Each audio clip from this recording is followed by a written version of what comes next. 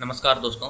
देश में युवाओं की और रोजगार की हालत क्या है, ये आप इस बात से अंदाज़ा लगा सकते हैं कि कल नीति आयोग ने अपना रिपोर्ट दिया है जिसमें 9.5 करोड़ से ज़्यादा युवा ना तो ट्रेनिंग कर रहे हैं, ना ही रोजगार में हैं और ना ही आगे की शिक्षा ले रहे हैं। तो आखिर 9.5 करोड़ लोग गायब कहाँ हो गए। जिस तरीके से मंत्रालय कौशल विकास योजना और तरीके की योजनाएं लाती है और उसमें ट्रेनिंग देती है, ट्रेनिंग करने के बाद भी उनको जो ट्रेनिंग किए हैं उनको भी नौकरियां नहीं मिलती है। यहाँ तक कि जो एग्ज़ाम होते हैं सरकारी पदों को भरने के लिए, वो सरकारी पद भी 2015 के बाद से बहुत सारे मात्रा में खाली हैं, सरकार उनको भी नहीं भर पा रही है।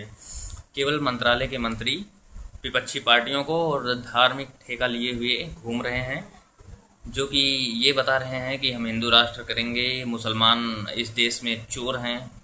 हम ही लोग जो सारे नेता हैं वही अब केवल अच्छे बचे हैं, बाकी पूरी देश की जनता है चूतिया हो गई है।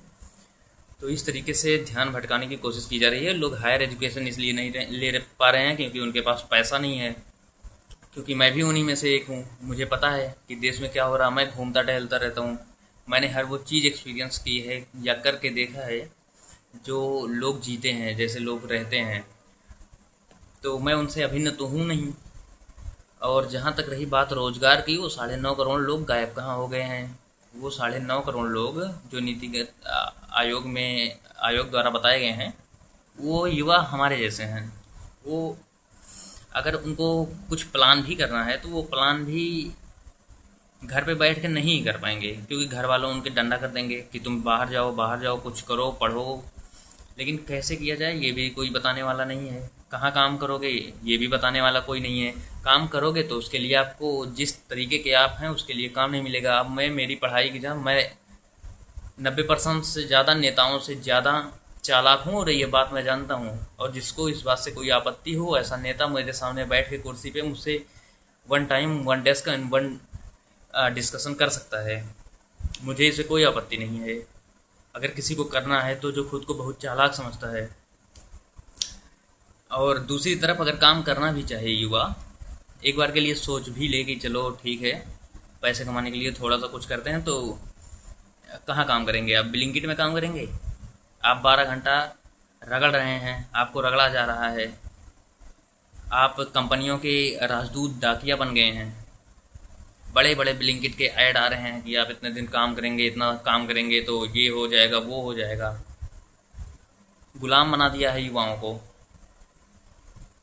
खुद 80 साल के हो गए हैं, प्रधानमंत्री की कुर्सी छोड़ने की हिम्मत नहीं हो रही है। और जो युवा 20 साल में अपनी उम्र गुजार रहा है, अपनी ना तो अपना करियर सुधार पा रहा, ना अपने घर की जिम्मेदारी उठा पा रहा है, वो देश की जिम्मेदारी उठाने में कैसे सक्षम होगा। चलो कम से कम एक चीज़ हुआ पिछले 4 साल 5 साल से, जो मैं चाहता था वो ये है कि स्कूल ठीक हो जाएं। कम से कम स्कूल ठीक करो, या जैसे भी थोड़ा बहुत आंदोलन होने लगा है स्कूलों के लेके। स्कूल का जब बेस ही मजबूत होगा तो धीरे धीरे चीज़ें सही हो जाएंगी। कम से कम इतना तो लोगों में अब क्रांति आ ही गया है। तो किस तरीके से लोग परेशान हैं, मैं किस तरीके से परेशान हूँ, मुझसे ज़्यादा भी कई लोग परेशान होंगे, पर एवरेज मुझसे नीचे ही सब हैं परेशान। मैं जानता हूँ कि ये देश की स्थिति कैसी है। सारे मंत्रालय में ट्रेनिंग करवाए जा रहे हैं, ट्रेनिंग के बाद भी नौकरियां नहीं मिल रही हैं उनको। नीति आयोग का आंकड़ा आ रहा है जहाँ पे बीजेपी के सारे दावे, सारे एडवर्टाइजमेंट धराशायी हो जा रहे हैं उनके सामने। स्कूलों की स्थिति हम देख सकते हैं। उत्तर प्रदेश के लोग, बिहार के लोग दूसरे राज्यों में जाके काम करने पे मजबूर हो गए हैं। उनको मारो पीटो कुछ करो, बस वो परिवार की स्थिति, अपनी स्थिति देख के काम करने के लिए बेचारे विवश हैं। केवल गुजरात के ही लोग हैं जो गुजराती हैं वही मेहनती हैं क्योंकि वो अमीर हैं, या केवल जो जिनका जियोग्राफिकल एरिया जो है अच्छा है, महाराष्ट्र हो गया, गुजरात हो गया, या फिर जो भी समुद्र तटीय के किनारे के राज्य हो गए, वही अच्छे हैं।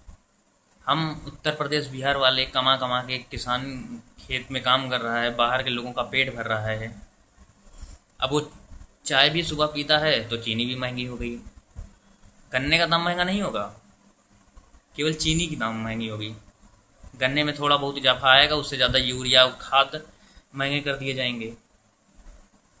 तो जितना चीनी का दाम, गन्ने का दाम आदमी किसान बेचेगा, उससे ज़्यादा तो उसको खाद डालना पड़ जाएगा। ये है स्थिति देश की। तंग आ गए हैं। बस ना सहा जा रहा है ना कुछ किया जा रहा है, क्योंकि करने के लिए भी कुछ पैसों की ज़रूरत होती है, और यहाँ तो अगर प्लान भी करना है तो रोड पे खड़े होकर प्लान करना पड़ेगा। किसी के दूसरे के घर में तो बैठ के प्लान नहीं कर सकते ना।